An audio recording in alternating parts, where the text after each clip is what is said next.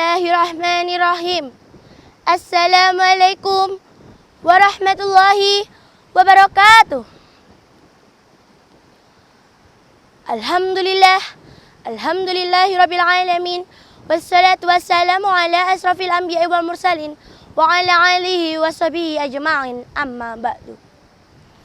Puja dan puji syukur kita panjatkan atas kehadirat Allah Subhanahu wa taala. Atas karunia-Nya kita bisa berkumpul di tempat ini. Salawat serta salam kita curahkan kepada junjungan kita, Nabi besar kita Muhammad sallallahu alaihi wasallam yang kita nantikan syafaatnya di yaumul qiyamah kelak. My brother and sister, may I introduce myself? My name is Lea.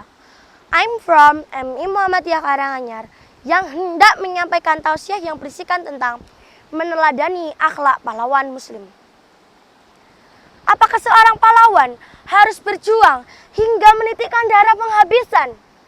Sampai-sampai namanya ditulis dalam sejarah, nama tempat, bahkan yang paling sakral dibuatkan patung untuk mewakili dirinya. Ataukah seorang pahlawan itu digambarkan seperti lagu Aku Seorang Kapiten?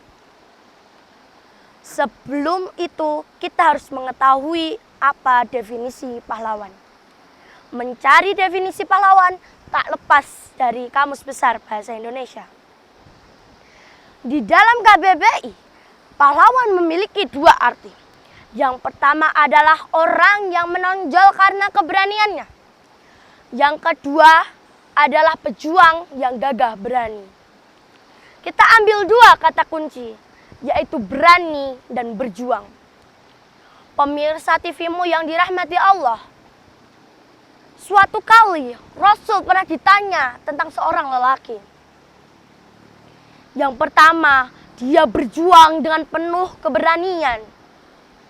Yang kedua, dia berjuang menunjukkan nasionalismenya. Dan yang ketiga, dia berjuang untuk diketahui perjuangannya. Di manakah yang disebut kriteria fisabilillah ya Rasul? Kita harus menjadi pahlawan, tapi jangan dalam satu generasi, tapi juga dengan generasi-generasi yang berikutnya. Tanpa nama kita dicatat di makam pahlawan, yang terpenting nama kita diukir di langit. Masih ingatkah kalian perjuangan Indonesia meraih kemerdekaannya? 300 tahun. 300 tahun kita dijajah. Hanya butuh 34 tahun dari tahun 1911 sampai tahun 1945. Karena sebenarnya Indonesia mendasarkan pada konsep jihad. Jihad fisik, jihad ilmu, dan juga jihad harta. Jihad fisik tak lupa dengan Jenderal Sudirman.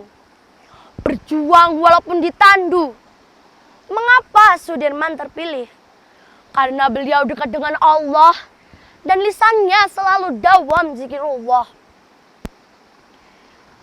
Jihad ilmu. Kita tak lupa dengan jas merahnya Insinyur Soekarno.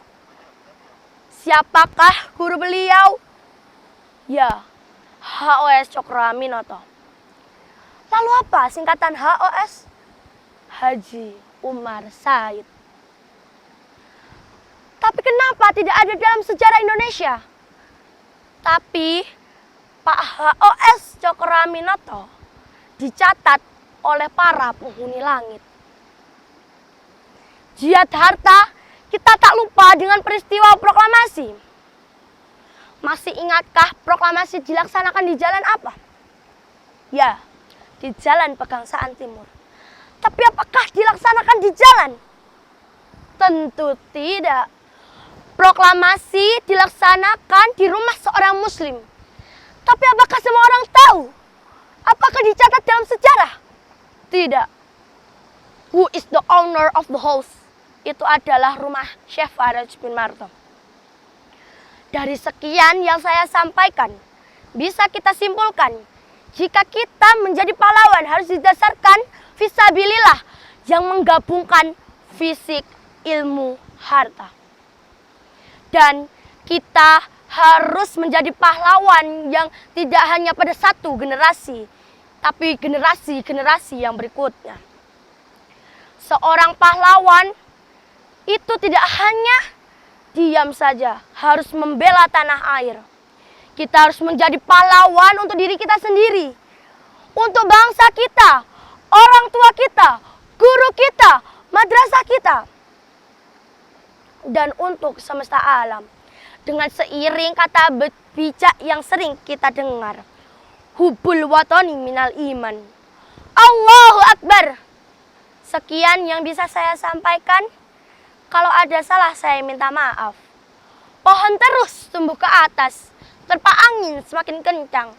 Waktu yang diberikan semakin terbatas. Mohon maaf atas kata-kata yang lancang.